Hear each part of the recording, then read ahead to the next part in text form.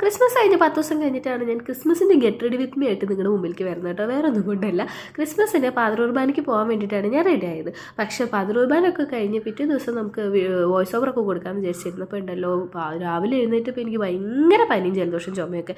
ഇതാ 2 ആഴ്ച ഇതുവരെയും മാറിയിട്ടില്ല കേട്ടോ. പക്ഷേ എന്നാലും കുറച്ചൊരു ആശ്വാസം കണ്ടപ്പോൾ ഞാൻ വേഗം വോയിസ് ഓവർ എടുത്തതാണ് കേട്ടോ. മാത്രമല്ല ഈ ഒരു വീഡിയോ എനിക്ക് ഇടുന്നത് ഭയങ്കര ആഗ്രഹം ഉണ്ടായിരുന്നു.